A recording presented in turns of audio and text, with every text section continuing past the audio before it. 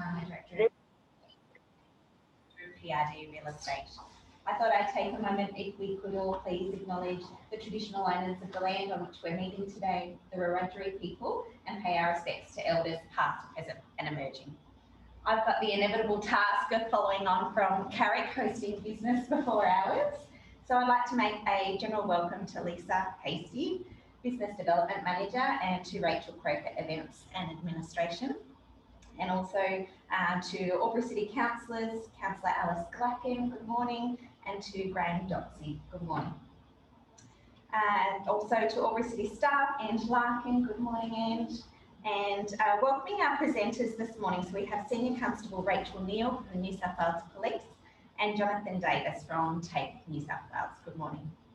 I'd like to also thank our sponsors. We usually have a slideshow. Apologies for having a few hiccups of the technology this morning. So special thank you to our platinum sponsors, to Albury City, to Telstra, to NBN Co, Digital Marketer B, HIV Insurance Brokers, to our media partners, 1494 2AY, Regent Cinemas, to our gold sponsors, IBT Texcellence, our silver sponsors, Shoreway Employment and Training, Black Box Lavington, Business Edge Accountants, and our bronze sponsors, Total HRM, PRD Real Estate, RSM Australia, Peter Stewart, and Interturi. Welcome to any new members. I don't think we've got any new members here this morning. We're a small bunch this morning. It was obviously too cold keeping everyone at home and watching the live stream. We might get you up, Rachel, if that's all right. So we'll welcome Rachel Neal this morning from the New South Wales Police. Rachel's going to talk to us about fraud in the local community, and then we'll have a general question and answer session. Good morning, Rachel. Thank you, Kate. So I'm going to talk about fraud today. It is one of my core responsibilities as a crime prevention officer at the Murray River Police District. So some of you said to me this morning you haven't heard of Murray River Police District before. With re-engineering a few years ago, they merged Nelson and Albury together. So it goes pretty much from all the way out at Lake Hume Resort, all the way out to pretty much Swan Hill. So it's a huge area that we do cover. So frauds are one of the biggest caseloads that we have in the Murray River Police District. We have 84 current cases. So a case is something that we can't solve, have someone arrested and charged in the same one day. So examples of that are domestics, where we can arrest and charge that person in one day. Frauds, they take ages to process, investigate and go through. So it's a huge impost to the police, and that's why we wanted to talk to the community, businesses and everyone who it affects. So for the stats, because we all love stats in business, don't we? We have, so you can't quite see at the top, but it's April 2021, so just a couple of months ago, statistics. So we had 44 events recorded. Now they are when someone's actually called us or come into the police station and actually reported a fraud. So obviously I'm well aware that not everything is reported to us, because a lot of people have banking frauds and things like that they just report to the bank that don't actually come through to us. So the number in reality is a lot higher than that.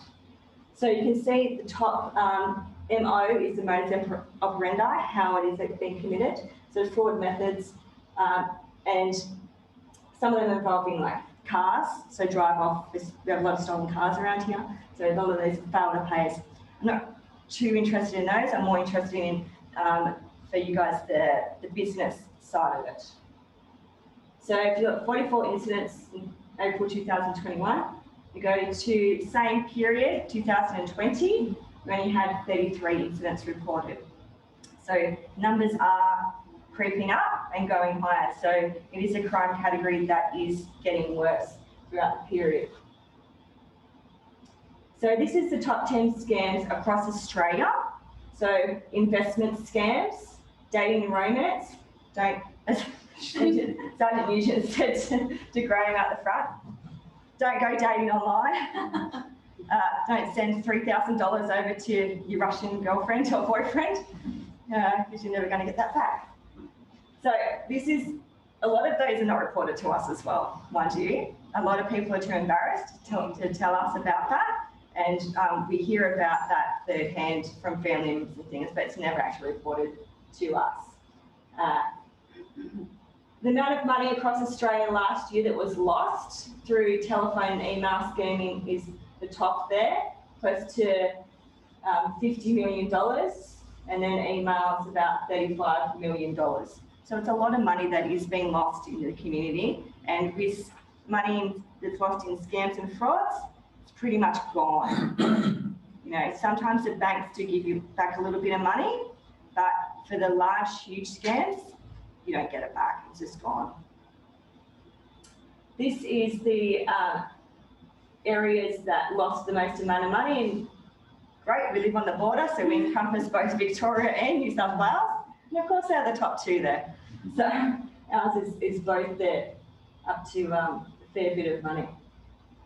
So scam calls, we get them all the time, don't we? We have the Amazon calling us with a robot, we have humans calling us, saying our first names, you know. They try all different tactics, don't they? Just hang up, block reported on your smartphone. Just do not give them any details. That is the easiest way to do it. I know sometimes we can have a bit of fun with it. You know, you put your 7-year-old on the phone to them and let them have a chat to the scammer. I do that sometimes. But just hang up. Just don't give them any details. Don't give them anything when they say, can I get your date of birth and your address? You know, sometimes they say that. Sometimes, you know, legitimate calls get that. I always say now, no, I'm not going to give you those details over the phone. No, I'll call back your business and find out through the legitimate phone number. It's just not worth it. So a couple of the examples here. So email, business compromised email scam is really big in our community at the moment. So what happens is email system is hacked, and we spoke a bit about that last time I was here with your Lightning IP. We were talking about your hacking, you know, emails and things like that around happening here in the community. So the hack will go into the email system. They will find someone that wants to, you know, pay an invoice, or they've bought something. They change the invoice, put their BSB and account number in it, and then send it to the person as if they were expecting that invoice. Now, the victim and the business that's meant to be getting the money never realises that they've been hacked until the invoice is not paid. So it's generally a fair chunk of time after.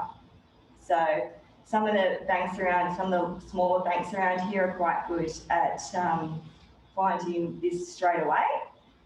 Hume Bank and WAW are really good at it. I'm finding some of the bigger banks, not so much. I think they've just got too many, they've got so many clients and it's really hard to keep up. So email scams, they keep changing it. They look really good, don't they, some of the email ones? Sometimes it's really hard to tell. Very, aren't they? They look so good, they do. You know, it used to be back in the day, you know, some of the English wasn't too good in them, but now they've got a lot better, haven't they? So it's really hard to tell sometimes.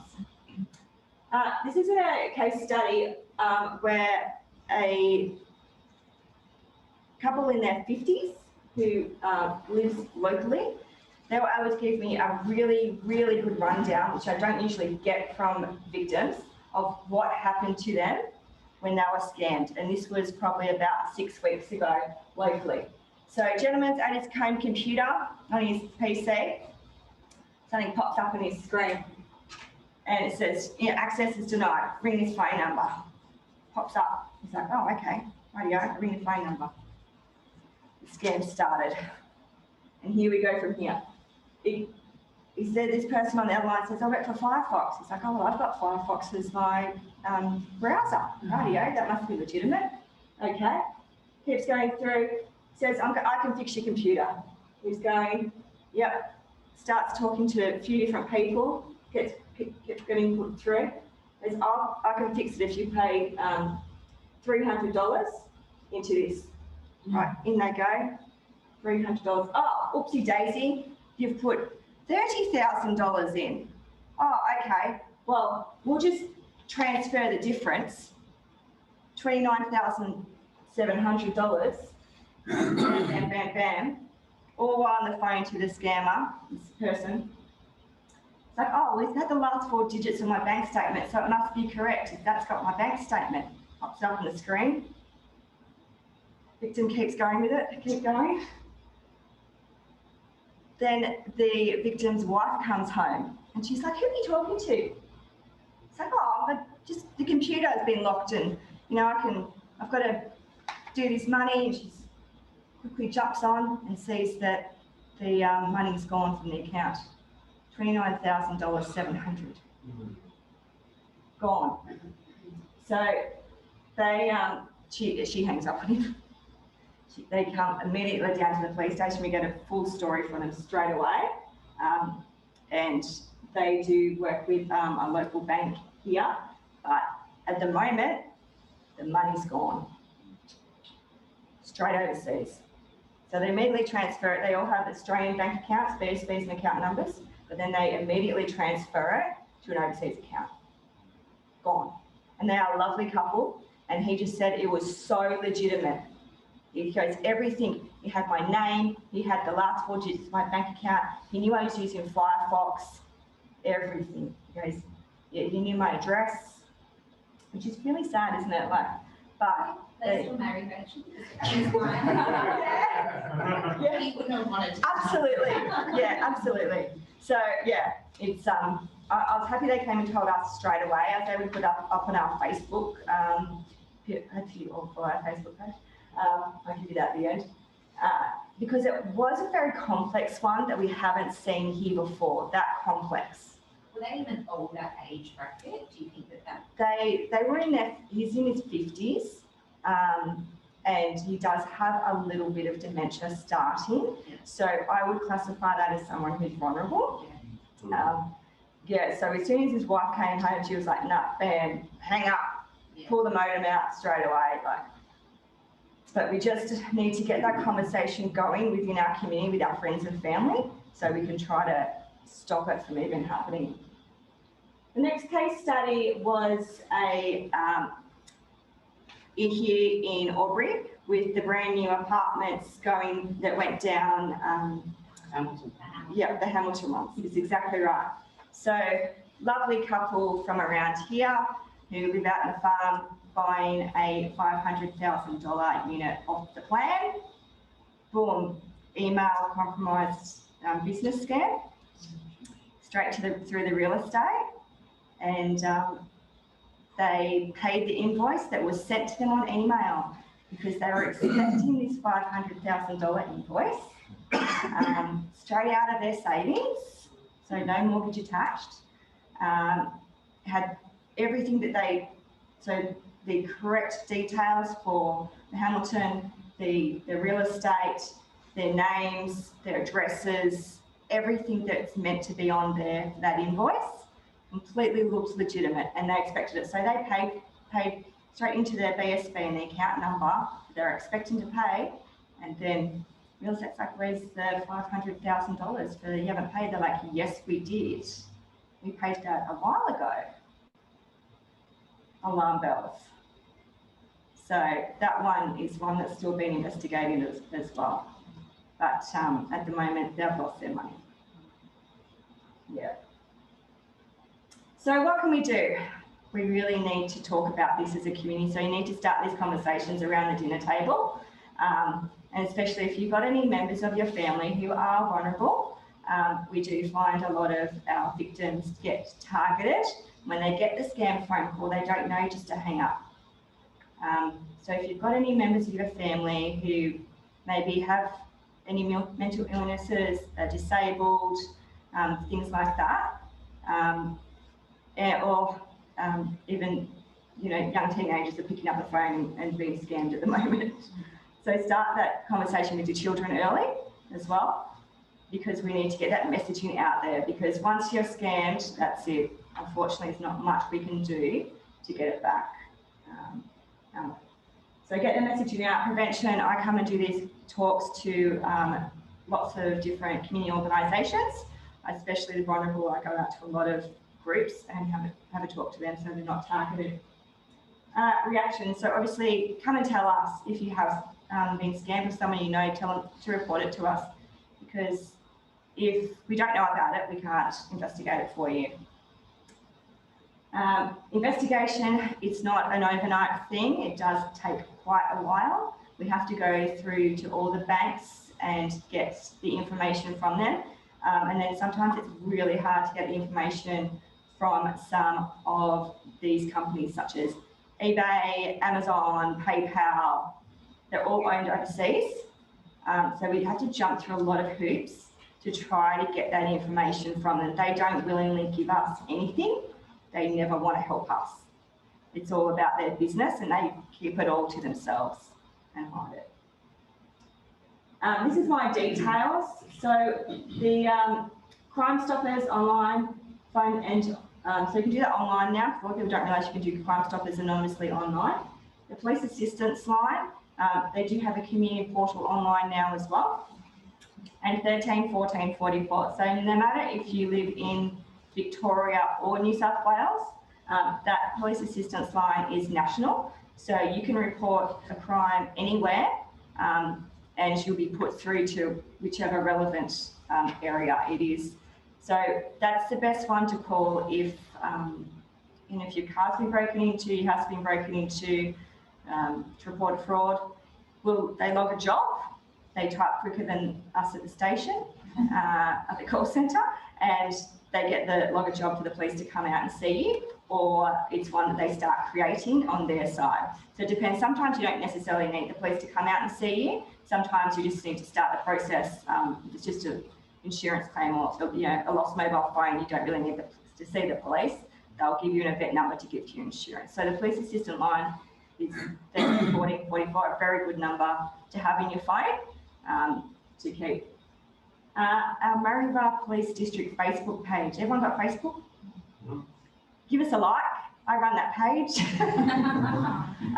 So yeah, I put stuff on there, but also the police media in Sydney also put stuff on there as well. I do put a lot of information about scams and frauds on there, and with local stories that are affecting our community. We've also put the faces of the bad people that have got outstanding warrants, and that always gets quite a few comments. Police District, it should come up straight away, hopefully, number one. There you go. There we go. Give us a follow or a like, whatever it's called these days. Yeah. Excellent. Has anyone got any questions? Oh, sorry. Yeah. So I noticed in your first slide there, one of the interesting stats that I saw was from last year, it was I think 3 card fraud payments. And then to this year was like 25. Yeah. So that's something that I've seen reflected in a couple of my customers as well. So running online stores predominantly. Yes. And some of the attacks, especially recently, have customers lose a lot of money and a lot of their stock to what looks like very, very legitimate card purchases. To the point where they've hand-delivered some parts and walk them straight into a house and then 2 weeks later have the cards reported. They're getting good, aren't they? Yeah. Yeah. So that's the type of stuff that we should lodge cases with you. Yeah, get the victim to tell us. Yep. Yeah, call that 13 14 44 and log it. Yep. Yeah. The more we know that's happening, the more we can track to see how we're going, what we can do to prevent that from happening and get that messaging out. These cases, like we've seen that they seem to be starting to get very, I guess, cocky in a way. Yeah. And that they're just having the stuff delivered to their own homes now. So there's heaps, I guess, of information that we can give that's fantastic. to identify the people. Like previously, last year, like they wouldn't answer phone calls and you would know scam. So it's just it would be an abandoned address and they would meet the delivery driver. Yeah. But they're not doing that anymore. They're just, it's full on. Yeah, definitely let us know if there's any that we can actually follow up on. We would love to arrest them and charge them. Yeah. So absolutely, we love that. With that as well, being that it's online business, a lot of these cases can be interstate. how does that affect the? Yeah, that's right. We just do a transfer. We Yep. do that all the time, especially with the border as well. Yep. We're very used to that. Yeah, we just do a quick transfer to Big Pole or Queensland Police or whoever. Yeah, Yep. no problem. Easy Lovely. ones. I was scammed about 8 years ago. Oh, yeah. 17 grand worth of stock. But it was 17,000 very sophisticated. I went through PayPal. But PayPal. Yeah. PayPal wouldn't let me up. I mean, No. what I used was a handheld machine rather Yep. than, and I put it all through and it was a long system after email, look, what would you do? Yeah, And it was a very professional organisation. We involved in Pole at all. yeah. But I had to pay for the stock plus the $12,000 worth of Oh, wow. incredible wine. Yeah, But if you go through PayPal, it's about 40 pages of conditions, yeah. and there's 2 paragraphs that says, if you use the handheld device, you're not covered. Yeah, very, very lucky. Oh, wow, that's I was awesome. really, really, really, really angry. Absolutely. Yeah. But yeah, In the instance with the home purchase. Yeah. So what signs might there have been that we? Yeah, so with the BSB and account numbers, what I advise people to do is if you can go into, say it's a real estate agent, right? If you can go into the real estate agent, say, right, what's your BSB and account number? I'll do it here at the office.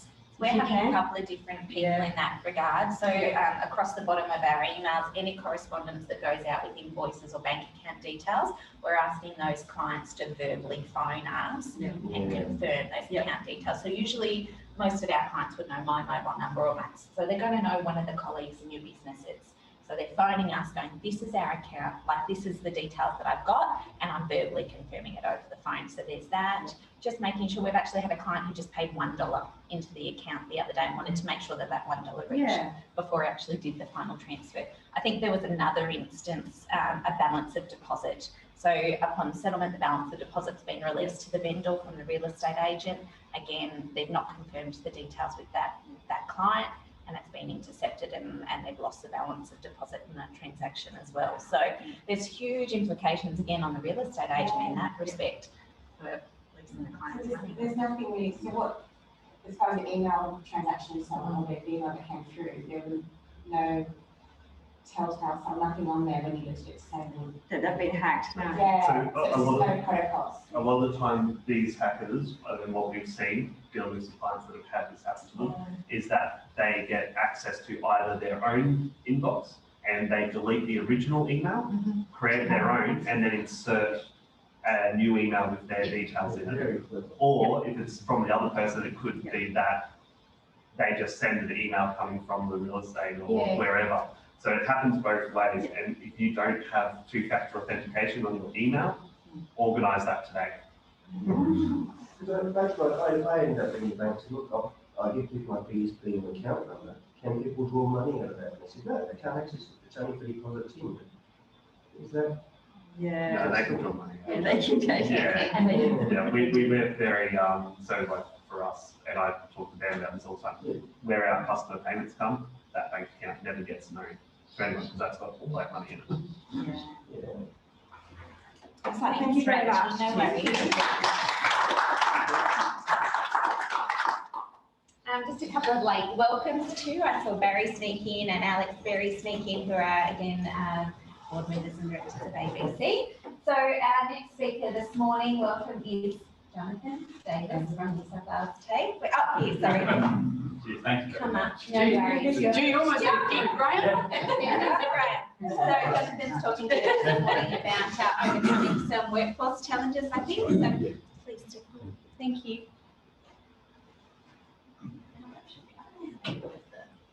Does anybody know how to get rid of this topic? You should be able to drag it down onto the other screen. Or is it, does it have the 3 dots and it gives you a line or something, or? No? It's working. There was hard playing panel, wasn't there? Huh? When you click Yeah, more, yeah, yeah, Yes, I think it's a hard video panel. No, it's like down. I actually. Hard floating. Group effort, yay.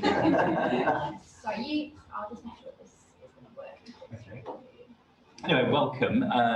Thanks for coming along this morning. Just before Christmas, the Business Chamber sent out a survey to local businesses, talking to them about the challenges following the pandemic. And we worked closely with the Business Chamber to help sort of put that survey together as a mechanism for finding out what training or what challenges local businesses were facing. So in terms of some of the local training needs that were identified from that survey, obviously leadership training, general sort of business management, a lot of times with smaller businesses in particular, particularly where they don't have a fully developed HR function, around how do we onboard staff, how do we performance manage staff, how do we improve the capability of our staff, that sort of thing. Again, social media, budgeting, marketing, and conducting annual reviews. Other, as I mentioned just a minute ago, HR engagement, about how do you onboard staff, how do you, through that ongoing process, manage staff and particularly improve their performance where you've got poor performing staff. And then the whole range of promotion, use it in the digital age. How do we use Facebook, Instagram, and other social media to promote our business and increase online sales? And what about the MS Office suite? And then in terms of the challenges, and I think it's something that we're seeing right across the training sector at the moment, particularly every employer I talk to, are the challenges of finding staff. And I think it's becoming a global issue. It's just not an Australian issue as well. So attracting skilled staff, the limited labour market, hiring qualified staff, and maintaining the cash flow. Those are some of the short-term challenges. And again, the current lockdown isn't helping that situation. Obviously, border closures, trying to maintain the status quo and keep the business operating whilst we face all these challenges. And particularly for us, what we're seeing in particularly that hospitality, tourism sector in particular is a real challenge, because I know from my anecdotal conversations I've had, some of the staff employed in those sectors were paid on sort of casual and part-time rates. They then claimed the JobKeeper, and they were actually getting more money per week from the JobKeeper than they were actually getting paid from their employer. And therefore, once that came to an end, a lot of those staff had then left the industry. And so we're now seeing a big demand for hospitality staff, baristas, and so forth. And again, one of the challenges local businesses are finding is about how do you raise funds when you've had very little income over the last 12 months to actually survive and grow the business. And then in the medium term, obviously, it's an ongoing issue attracting new talent to the region. We are seeing, particularly, I'm sure the estate agents amongst you will see that there's been an influx of people from some of the capital cities into the regions, which has fueled that house price growth. But it might help local businesses in then attracting new talent or new skills to their business. And some of those business owners that are getting closer to retirement, what's the succession plan and how do we plan for that? And, you know, summary really, quality staff attraction and retention. How do we retain good quality staff? Remaining competitive when international markets reopen is a challenge as well. Replacing equipment, general labour market costs, and growing the business back to pre-COVID levels. And then in the longer term, other competitors entering the market and the limitations being imposed by government, developing a sustainable cost model for local businesses, consolidation and growth, and then that transition to retirement. Those are some of the things that came out of the survey. So what I thought, just to give you a bit of an overview, because many of you may not be aware of what training TAFE New South Wales offers, because now we've become a statewide organisation, what that means is there were 11 separate TAFE institutes throughout New South Wales. They've actually now merged those into one. And what that has resulted in is a scope of registration. In other words, we have accreditation to deliver a number of qualifications, we actually have got 850 qualifications on our scope of registration that we can deliver. The compliance associated with all that is quite fun. But in terms of here in Albury, we offer hospitality. We've got quite a large offering in the health space. So yesterday I was involved with the media up at Albury TAFE, and we had Sally Squire from Albury Wodonga Health.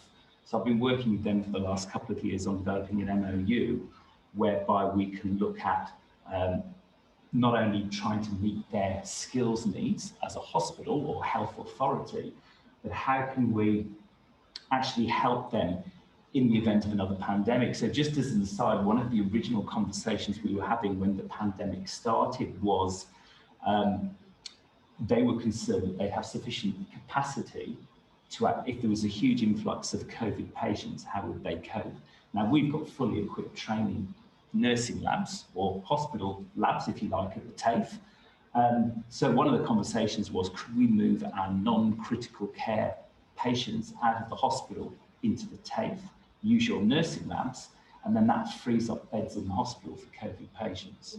And one of the other conversations we've been having is if we start doing more training on site, one of the benefits with that was if you then get a large medical emergency, hopefully we don't get another pandemic, but if there was to be, and you've got a lot of students on site being trained as nurses, you could suddenly use them as a supplementary workforce and ramp up your capacity. So those are some of the conversations I've been having with the hospital. Obviously, we've got quite a strong hair and beauty department, and if any of you are interested, we do have a Facebook page as well, and I'll provide those details to Lisa. But they're often, you'd be surprised, they are very regularly looking for members of the community to practice their skills on. So, and they do a very, very good. It's all under supervision, so you won't come out bald or anything like that, or with no eyebrows. But generally, it's really, really good. And similarly, our hospitality restaurant is open during the day. So if you actually are interested in sort of entertaining corporate guests, it's a very nice environment. On Wednesdays at the moment, we're open for lunch every Wednesday for a couple of hours over the lunch period. Come along. It's a great experience for the students. They get to learn to practice their skills. You get a nice meal. And again, in the IT space, network security, information technology, and so forth. One of the things we're seeing more and more of, which is pretty amazing, is the New South Wales government is committed to building lots of what they call connected learning centres. There's one in Corowa. So the idea is that a student living in Corowa could go into their campus in Corowa and connect to a class, say, in Sydney. And so using video conferencing and technology, they actually then connect into that class and do their studies that way. Even probably less known is our campus out at Thaguna. Many people don't know it's there. You sort of go past the university entrance, carry on going, it then goes to a sort of dirt track, and round the back there we've got an organic farm where we deliver qualifications in permaculture, sustainable practice, conservation and land management, etc. These are all the latest buzzwords that we use in terms of how you might train anymore. So obviously face-to-face. A lot of people prefer that blended delivery where they come to a workshop maybe for one day and then maybe one day a month, and then in between they complete their studies online. So in terms of what training is available locally, as you can imagine, following a pandemic, there's a lot of government-funded subsidised training around, and it's useful to be aware of that. So Job Trainer is the main one that's been used or implemented by the government to support businesses back following the pandemic. So it's targeted at that sort of 17 to 24 age range, and a lot of that subsidised training is free. So those are the eligibility criteria: live and work in New South Wales, an Australian citizen, left school. They must either be aged 17 to 24, and you must enrol by the end of this year, in receipt of a Commonwealth Government benefit, unemployed, or expected to become unemployed. Similarly with apprentices, now's a really good time to take on an apprentice if you've got the capacity as the business to do that. So under the wage subsidy programme, any business that engages an apprentice between the 5th of October 2020 and by the end of September this year may be eligible for a subsidy of up to 50% of their wages. So again, apprenticeships have proved very popular. This is the space, so the survey that we did in conjunction with the Chamber before Christmas last year, we identified, as I said, all those different training needs earlier on, particularly around HR onboarding, performance management of staff, and using digital technology to market and promote your business. Well, we can put short courses together quite easily. Either they can be accredited if you want them, or they could just be an upskilling qualification where there's no assessments or anything to undertake. We're just teaching you how to upload your marketing or how to use Facebook to market your business, for example. The challenge is we probably need a group of about 6 to 8 individuals to make that viable to deliver. But you're looking around the $170 mark per individual. So if we could identify as a chamber, maybe 1 or 2 short courses that you'd be interested in us, TAFE New South Wales, running on your behalf, the likely cost is around sort of $150 to $180 per member of staff. Other financial support available, obviously there's mature age worker scholarships that are available for those aged over 35 who've been made redundant or unemployed. We offer a Destination Australia scholarship to attract students studying cookery and wine, environment and agriculture. The REVEX student loans, and obviously a whole range of government subsidised training. And that's it really. So that gives you sort of the breadth, and obviously if you go on our website, there's lots of information there for you as well. Any questions? It's an eye-opener. It's an eye-opener what the TAFE now offers. Yeah. Absolutely huge. Yeah, it is huge, and it changes all the time. So just have a look at the website, tafenewsouthwales.edu.au, and you'll get an overview. Well, I think what I've noticed too is going to the dining, like for lunch. I think they did dinners at a certain point, or even just to the beauty section as well. What you could be paying $60 at one of the other local businesses, you're $15 or something because they're learning, and you're getting just as good a treatment and just as good a dining experience. So it's fantastic. Yeah, so if you wanted to support the kids honing those skills, where do you access the programs you're looking at? I'll send you a link through to the channel and That would be lovely. share that with you. Thank you. Thank you. Here I was thinking we were speeding through this morning, but we're right on time. So just some final announcements, just some upcoming events as well. Young Business Edge Property 101 will be held at the Bended Elbow next Wednesday evening. That's the 16th of June from 6 till 8. Registrations are closing this Friday evening. So if anybody knows somebody that would like to come along to that event, all of the registrations have been sent out through the chamber, so please get onto that before Friday. We've also got the Albury Business Connect special general meeting held here at the Business Hub. That'll be next Monday, the 21st of June, and that'll be from 8:30 till 9. With that special meeting, we do need at least 15 members in the room, so we are calling for as many people to come forward to that as possible. Business Builders, so Canva 101 with Megan Cullen at Business Hub. That'll also be held next Monday, 21st of June from 12 till 1 o'clock. Anybody who knows Canva, that is a marketing and a creative tool online. So Megan will be taking you through that. There is only 7 spots left to attend to that event. And Business After Hours, our next event will be held on Wednesday, the 23rd of June. That'll be with Haydale Homes at their Kensington estate out in Leneva, and that's from 5:30 till 7:30. They are following on from the great event held at RSM the other day. So all the best to Haydale Homes for following on for that event for the next Business After Hours. So that wraps us up for this morning. Thank you everyone for coming along. I know it's a brisk morning, but I appreciate your attendance. So thank you very much. Thank you.